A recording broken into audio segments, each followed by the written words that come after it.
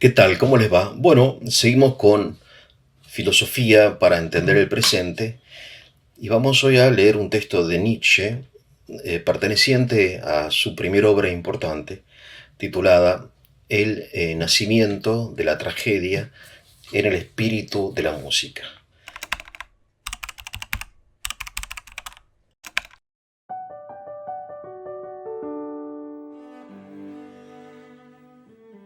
Dice así: el éxtasis del estado dionisíaco contiene un elemento letárgico. Quedan de este modo separados el mundo de la realidad cotidiana y el mundo de lo dionisíaco. Pero tan pronto como la realidad cotidiana vuelve a penetrar en la conciencia, es sentida como náusea. Y sigue. El tema que plantea Nietzsche en este libro es un tema que es recurrente. Van a encontrar muchos videos en YouTube de profesores de filosofía, docentes de filosofía, que explican lo apolíneo y lo dionisíaco en Nietzsche.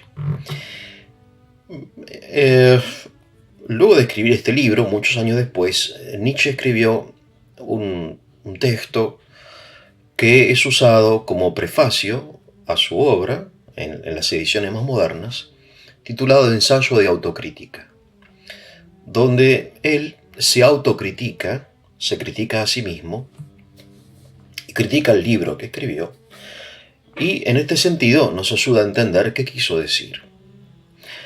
Y hay dos o tres ideas que me parecen importantes porque esto de lo dionisíaco y lo apolíneo no se entiende mucho, mejor dicho, no se entiende nada. Porque no son términos que usemos en la vida ordinaria, ¿no? En fin, sí, Schwarzenegger, por ejemplo, tiene un cuerpo apolíneo, ¿no? Por ejemplo, ¿no? Armonioso, en fin, voluminoso, simétrico, proporcionado, como el cuerpo de las estatuas griegas, ¿no? Son generalmente, en fin, muy proporcionados. La idea de la belleza es lo apolíneo, ¿no? Lo dionisíaco, en cambio, es el éxtasis, en fin, los estados distintos de conciencia. Acerca de esto vamos a hablar. Bien, lo que dice Nietzsche entonces en este texto, Ensayo de autocrítica, dice que yo use, dice, con libertad la figura de Dionisio. Con libertad quiere decir, más o menos, que, en fin, que él manipuló la figura de Dionisio para transmitir sus propias ideas. De modo que no es el Dionisio, su Dionisio, no es el Dionisio de la tragedia griega. Y esto es importante porque tenemos que darnos cuenta que una cosa es el Dionisio de la filología, que estudia cómo era, cómo sentían, por qué escribían, cómo escribían los poetas griegos, por qué nació y cómo nació y para qué nació la tragedia, y quién es este Dionisio, quién es Apolo, tal como sentían los griegos de la antigüedad, que no es fácil ponerse en su lugar, ¿no? Es decir, no es fácil entender esto del Olimpo, de los dioses, ¿no? De los 12 dioses principales, Afrodita, no sé, Ares o Marte, Zeus y todos los dioses principales, entre los cuales se encuentra Apolo y Dionisio. ¿Y qué significaban para ellos? No es lo que significaba para Nietzsche. Primera aclaración, que él mismo lo dice. Él dice, bueno, mi libro no es un libro de filología, es como un centauro, dice él, mitad filología, mitad filosofía, es su filosofía.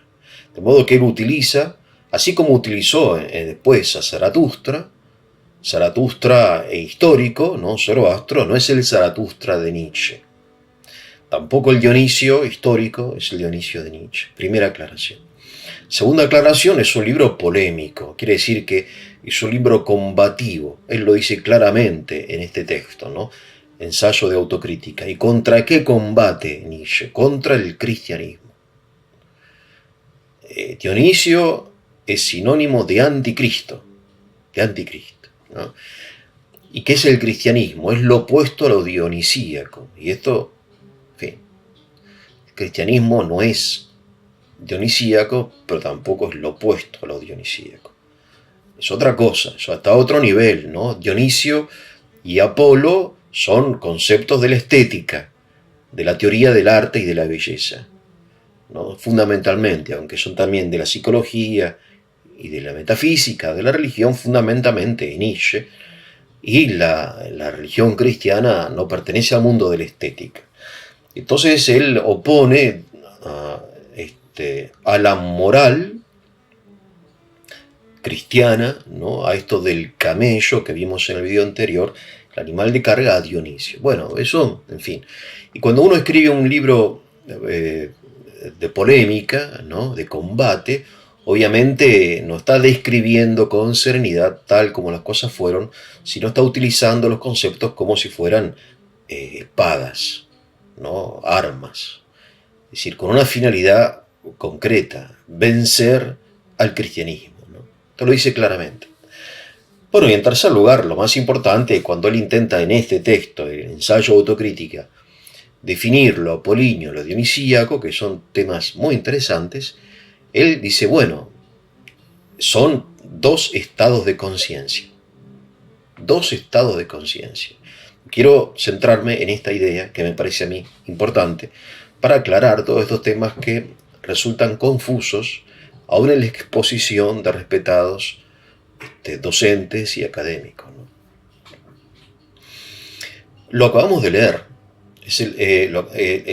Una cosa es la realidad cotidiana, que es esto, ¿no? Y otra cosa es la realidad dionisíaca, y otra cosa es la realidad apolínea. Pero realidad aquí se entiende, como se entiende en la modernidad, como estado de conciencia, no como realidad física, como el ente que existe fuera de nosotros, sino como estado de conciencia. Es importante esto, saber y contextualizar esta doctrina dentro del principio de inmanencia, el cual Nietzsche, acepta perfectamente, es decir, que todo es representación, el mundo es una representación, la vida es una representación, ¿no? Bien. Entonces hay tres estados de conciencia: el cotidiano, que es en el cual nosotros vivimos y nos movemos desde que nos levantamos, mejor, desde que nos despertamos, que es distinto, hasta que nos dormimos. Independientemente de lo que hagamos, todos lo que hacemos, en un estado de conciencia que se llama vigilia, que es el estado cotidiano, ¿no?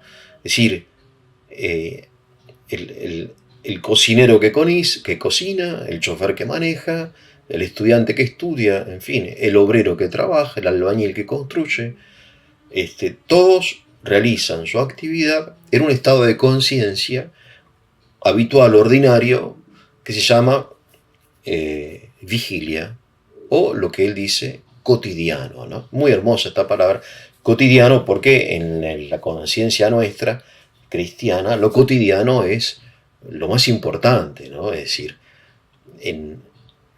San Pablo exalta lo cotidiano, y el Señor Jesús también vive la vida cotidiana, esta vida diaria, ¿no? Y sin embargo, hay dos estados que son el estado dionisíaco, ¿no? Y el estado apolíneo, que también son parte de nuestra vida. En este sentido, rescatamos también el aporte de Nietzsche, porque nos recuerda esto, que es parte de la vida y también de la conciencia humana. Dionisio es el dios del vino. Uno dice, ¿por qué el vino tiene que tener un dios? ¿Por qué la rúcula, la lechuga, no sé, el tomate no tiene Dios y el vino sí tiene Dios? El Dios del vino. ¿Por qué? Bueno, porque gracias al vino el hombre pasa de un estado de conciencia a otro. Por eso es tan importante el vino. ¿Cómo se llama el estado de conciencia al cual nos traslada el vino? La embriaguez. De modo que lo dionisíaco es la realidad que se descubre en el estado de embriaguez. Y lo otro, lo apolíneo, porque es el estado de conciencia, digamos, de la belleza, del orden, de la luz, pero que para Nietzsche es un sueño, el sueño, ¿no? Tenemos el sueño, que es el estado de conciencia apolíneo, la embriaguez, que es el estado de conciencia dionisíaco, y la vigilia, que es el estado de conciencia cotidiano. Bien. ¿Qué dice Nietzsche? Lo acabamos de leer. Que el estado de conciencia cotidiano produce náuseas. Aquí rescata esta palabra, la náusea, que después va a ser el título de un libro de otro existencialista ateo de nuestra época, o sea, ya pasado, ¿no? De los años 60, Sartre, ¿no? La náusea. ¿Por qué la vida cotidiana a Nietzsche le produce náusea? ¿Por qué a nosotros no nos produce náusea? Bueno, porque él en ese momento está bajo la influencia de Schopenhauer y de Wagner. Pero sobre todo en esto de la náusea de Schopenhauer, que es un filósofo pesimista. ¿Cuál es? Le pregunta el rey Midas, un texto que cita Nietzsche, a un semidios, ¿no? ¿Cuál es lo más importante, los dones más importantes del hombre para el hombre? Entonces le responde, hay dos dones importantes, le dice este semidios, que acompaña a Dionisio. El primero es no haber nacido, el segundo es morir lo antes posible, ¿no? Fíjense, ¿no? Claro, y entonces la conciencia cotidiana es la conciencia de lo absurdo, de lo inútil, la conciencia de Sísifo, la conciencia de la muerte, la conciencia de lo absurdo de la vida, ¿no? Y entonces eso es superado mediante un estado de conciencia que es el dionisíaco. Fíjense qué actual esto, ¿no? Porque ustedes son personas inteligentes, ¿no? Y pacientes, si no, no escucharían esto. Se dan cuenta que es nuestra vida, o sea, es la fuga de la realidad mediante el alcohol, la droga, los narcóticos, ¿no? Que hoy es una plaga. Es decir, yo estoy en contacto con mucha gente y todos me hablan del problema de los narcóticos, de las drogas, pero en todas partes, en todos los barrios, ¿no? Es decir, ¿y por qué? Y porque la experiencia, la realidad cotidiana es agobiante, es angustiante, es absurda, ¿no? ¿Para qué voy a trabajar? Entonces, en fin, hay muchas experiencias dionisíacas en nuestra vida, ¿no? Por eso es importante para entender el presente Nietzsche, porque nos explica por qué hoy la gente, por ejemplo, consume tanto alcohol, ¿no? Bueno, siempre lo consumió, pero yo recuerdo, viví en Rusia muchos años y recuerdo que en el norte, que los fines de semana bajaban los micros de Finlandia, de finlandeses, llenos de finlandeses, a San Petersburgo, pero no iban a los museos ni a los conciertos, sino iban a emborracharse. El fin de semana alcohólico se llamaba, ¿no? Porque en Rusia el alcohol es mucho más barato que en Finlandia, ¿no? Que está castigado especialmente por esto, ¿no? Con impuestos. Entonces bajaban el viernes, se emborrachaban, tomaban vodka, hacían desastres en los hoteles. El sábado dormían la mona y el domingo ya más o menos volvían a lo cotidiano, ¿no? A través de esta náusea, en fin, a soportar la vida de lunes a viernes, ¿no? De modo semejante, hoy los jóvenes, ¿no? Los viernes, ya empiezan con la previa, el boliche, el alcohol, qué sé yo. Después el mismo boliche es un estado como de embriaguez, ¿no? Donde la persona pierde la conciencia de su propia identidad, se funde, se asimila, se disuelve en una realidad que es el boliche, ¿no? O la cancha, ¿no? El fútbol, ¿no? Hay mucho de exaltación, de embriaguez, también en la política, en la ideología, en el fanatismo, mismo en la religión, ¿no? Uno ve muchas veces estas oraciones de exaltación, ¿no? Propias de los evangélicos, y uno se pregunta si esto es algo del Espíritu Santo o más bien es una huida de la realidad, ¿no? Pesada, de lo cotidiano. Bien. Bueno, entonces dice Nietzsche que la filosofía es un sueño, Dice, a partir de Sócrates, el hombre se refugió en el sueño de la metafísica y de la moral. Y esto es interesante, ¿no? Y el cristianismo, entre todos los sueños, es el peor de los sueños, ¿no? ¿Por qué? Porque el cristianismo no es otra cosa que un sueño constituido en una religión. Decía, él lo llama platonismo para el pueblo. Lo que enseñaba Platón, ¿se acuerdan? El mundo ideal y el mundo real, empírico. Bueno, el cristianismo lo asume, según Nietzsche, pero lo transforma en toda una institución, en la iglesia, en doctrina, etc. Todo eso es una representación de la vida que no es otra cosa que una representación agobiante, ¿no? Que no nos ayuda realmente a superar lo cotidiano, sino que el absurdo de la vida, es superado mediante el sueño de que hay un sentido, cuando en realidad no hay ningún sentido, la vida no tiene sentido.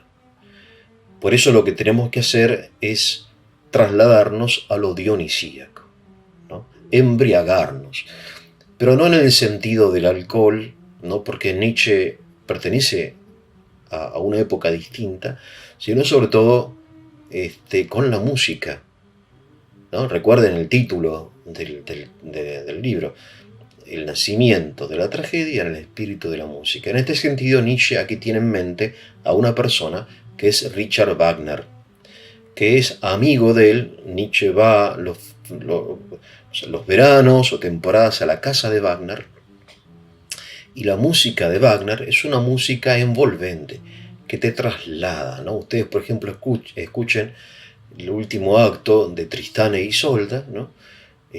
La muerte de amor. Y como es una música que Wagner, en su genio musical, logra realmente trasladar al oyente a un estado de embriaguez, ¿no? De olvido de sí. Porque la embriaguez es olvido de sí. El sueño no. En el sueño se conserva el principio de individualidad. Eso soy yo el que sueño que estoy manejando una Ferrari. Pero soy yo el que sueña. En la embriaguez no. Ya no existe el yo. Sino que yo me fusiono en algo distinto, más grande de mí, ¿no? Y eso es lo que produce Wagner con su música. Y eso a lo cual nos invita Nietzsche para superar la náusea de lo cotidiano. Bien. Esto es un poco la idea, ¿no? Ahora, si uno quisiera hacerle una crítica desde la filosofía cristiana, desde la cosmovisión cristiana, podría señalar algunos puntos, no muchos. Esto tiene mucha miga, como decimos, pero bueno, no quiero hacerla tan larga, ¿no? En primer lugar, Nietzsche desconoce el aspecto embriagador del cristianismo. Él identifica el cristianismo con la moral, la obligación, el deber.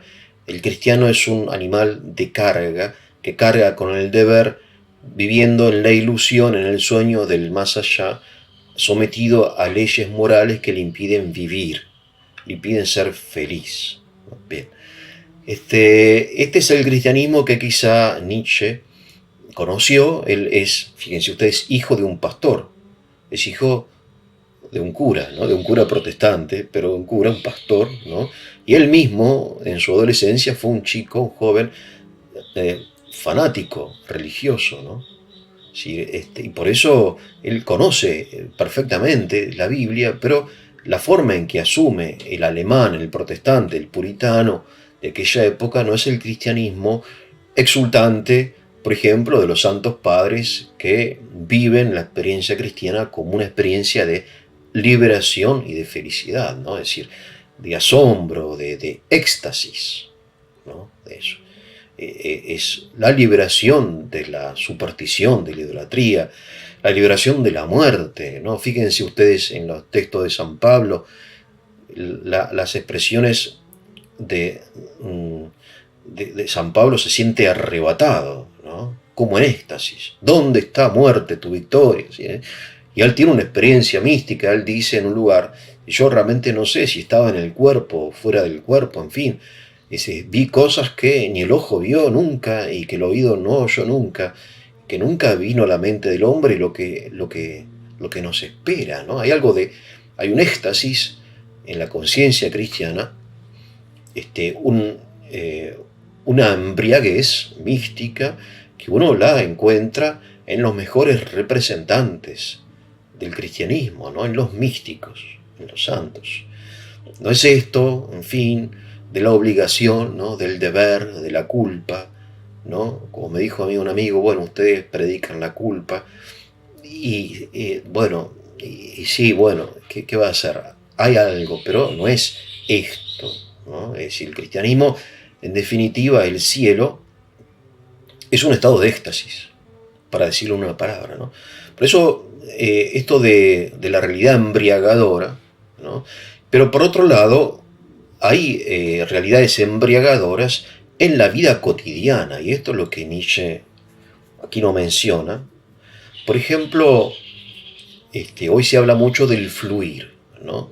Del estado de conciencia de las personas que realizan con pasión aquello que realizan y por eso pierden la conciencia del tiempo. Si pueden estar horas jugando con su nieto, por ejemplo, ¿no? O en el jardín, o escribiendo poesía, o paseando por un bosque, ¿no? Escuchando música, en fin, o en la mesa familiar. ¿Cuántas veces nos sentamos a comer en la mesa familiar, ¿no? Y de repente no nos damos cuenta, pasaron 5 horas y estamos charlando, riéndonos, divirtiéndonos. Hay algo de embriagador en esto sin necesidad de tomar vino. O sea, no hace falta ni el vino ni el narcótico porque uno es feliz, vive entusiasmado, embriagado, en un estado dionisíaco, normal, es parte de la vida, ¿no? De hecho, la palabra entusiasmo literalmente significa estar en Dios. En Theos significa Dios, en griego estar, ¿no? Estar en Dios, eso es el entusiasmo. Entonces, la celebración, el entusiasmo, que quizá en el cristianismo que Nietzsche conoció estaba ausente, donde estaba todo, ¿no? Y entonces estos estados de lo cotidiano, de lo dionisíaco y de lo apolíneo, el sueño, la ilusión, que también es importante, ¿no? ¿Qué sería de nosotros sin ilusiones? Ahora, la ilusión no es algo opuesto a lo real, ¿no? Esto lo destaca Julián Marías cuando dice que en la lengua española ilusión no es opuesto a lo real, ¿no? Como en otras lenguas, ¿no? Dice, bueno, es una ilusión. Bueno, es una ilusión. No es algo despectivo, sino que es algo contrario, ¿no? ¿Y cómo no vamos a tener la ilusión de una Argentina mejor, una ilusión de un país, no sé, más próspero, la ilusión de construir una casa, la ilusión de recibirse, en fin? No es una mera representación, sino que hay algo realmente de muy real en la ilusión. De modo que estos estados de conciencia que Nietzsche opone erróneamente, son en definitiva complementarios, ¿no? Lo vimos todos los días hay algo de embriagador, ¿no? En la primavera, por ejemplo, en el amor, ¿no? El amor es algo que nos embriaga, ¿no? Y que lo realizamos en forma cotidiana, en un beso, en una caricia, en una sonrisa, en fin, son pequeños microéxtasis, ¿no? Microéxtasis, bien. Como hay micro ilusiones, ¿no? La ilusión, por ejemplo, hoy voy a almorzar con amigos, ya tengo una ilusión, ¿no? En fin. Y entonces esto, en fin, todo esto es producto de un alma enferma. Está muy bien como conceptos, pero todo esto está dentro de un alma enferma. Entonces uno va rescatando cosas, ¿no? Pero se da cuenta que la síntesis no está realizada. Bien, los 3 estados de conciencia, lo apolíneo, lo dionisíaco, lo que te embriaga, lo cotidiano y el sueño. Que tengan un muy buen día.